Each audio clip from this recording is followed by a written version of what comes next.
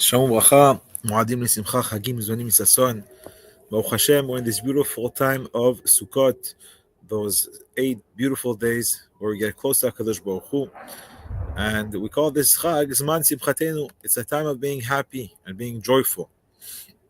There's a few reasons why we have to be happy during this Chag. First of all, this is a remembrance of Yetziat Mitzrayim. That Hashem took us out of Egypt and He took care of us for 40 years. He gave us Ananei Kavod. He gave us special clouds where we're able to go and be protected from rain, from any issue that could come along the way.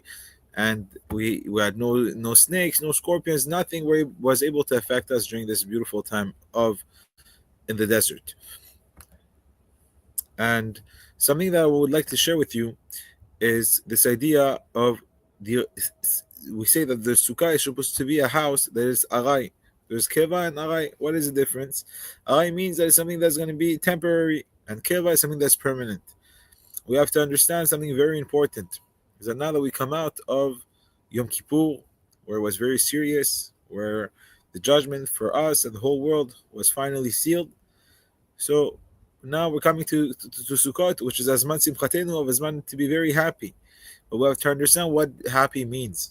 Does happy mean getting drunk, having lightheadedness, doing mockery? Are those things considered happy? No, this is not what the Torah means when to say happy. It means that this is a time of closeness with Hashem, and this is how a person can be truly happy. And how do we achieve that? We achieve that by looking up in the schach, we're looking up in the sukkah, and we see, wow, look, there's this schach, those little clumsy pieces of wood. These things are protecting me. How can these things protect me? And from seeing the schach, we are able to go and understand that really the one that's really protecting us is HaKadosh Baruch Hu. There's no walls, there's no armies, no constitutions. There's nothing that can protect us except HaKadosh Baruch Hu. There's a story from Rabbi Victor Miller, very interesting, that he was saying that one day he left the key at his door, and he went to sleep, and he forgot the key by the door. And any criminal could come in anytime. But he felt asleep. He felt that he was very safe. So this is a lesson for us. So what is the lesson that we can learn from there? Is that many times, we're in our house, we have our cameras, we have our alarm systems, we have all kinds of things. We have gates, all these things. All these things are good. But we should not forget where our true protection comes from. And it comes only from HaKadosh Baruch Hu. Like it says in the Tehillim, if Hashem does not build the house, the workers stand in vain. And if Hashem does not guard the city, then even the guardians stand in vain. And what do we learn from these messages? That everything traces back to HaKadosh Baruch Hu. He's the one, He's the source of everything. He's the one giving life to this world. Is renewing the world every single day. And therefore our gratitude and our sense of security only goes towards HaKadosh Baruch Hu.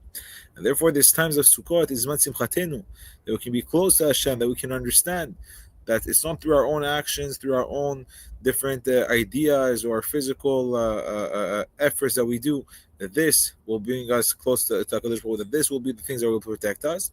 But really the things that will protect us is by doing the Torah, by doing the mitzvot, and doing what HaKadosh Baruch Hu wants from us. And therefore, whether we have a very strong or large or intelligent army, or whether we're very strong or very smart ourselves, we always have to remember that it's not only on bread that the man lives, but he lives through the mouth of HaKadosh Baruch Hu, through the blessings of HaKadosh Baruch Hu. This is a very important message, and this is a message of Sukkot, that whether we're in a big house or whether we're in a little sukkah, we can get the same or even better protection like that, because it all depends on our trust and our faith in HaKadosh Baruch Hu. So now that we took there's 51 days between Rosh Chodesh Elul and Hoshana Rabbah, and these 51 days, they're able to go, and there's 51 days of, let's say, preparation to get to this final moment of Hoshana Rabbah, which is the last day of Sukkot, of praying to HaKadosh Baruch Hu and getting all of our tefillot answered. And Baruch Hashem, we're very happy to get this good news that the hostages are going to come home, and that Be'ezrat Hashem, the war will be over. And as Jews, we always have to see, what is the link? How does this relate to us? What can we do to improve ourselves? What can we do to become better?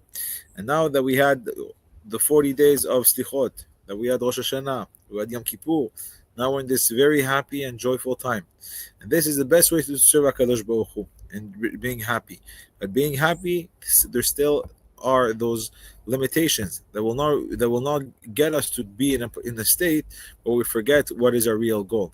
We should not go and waste our days of Rosh Hashanah, of Yom Kippur, how we prayed, how we did all these wonderful mitzvot, and now go with a lightheadedness and not being careful with the halachot of tzniut, of talat nishbacha, and all the different halachot that are very important to continue throughout the year.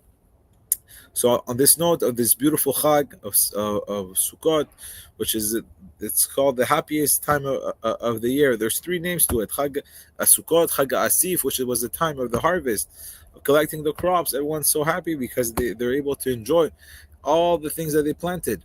And it was also called just the Chag, which was the the special time where there was dedication of the Bet HaMikdash. So we see through all these things that Sukkot is a very happy and joyful holiday, and we have to go and make the best out of it. But to make the best out of it is to be close to HaKadosh Baruch Hu by following the Torah and the mitzvot and being happy the way that HaKadosh Baruch Hu asks us to be happy. So on this note, Bi besamachta bechagecha, be happy, make the people around you happy, make sure not to get into any fights, any arguments, and of course it's a big mitzvah to make your kids happy and your wife happy, to buy her presents, and if you didn't do it yet, you can do it now. And on this note, Chag Sameach.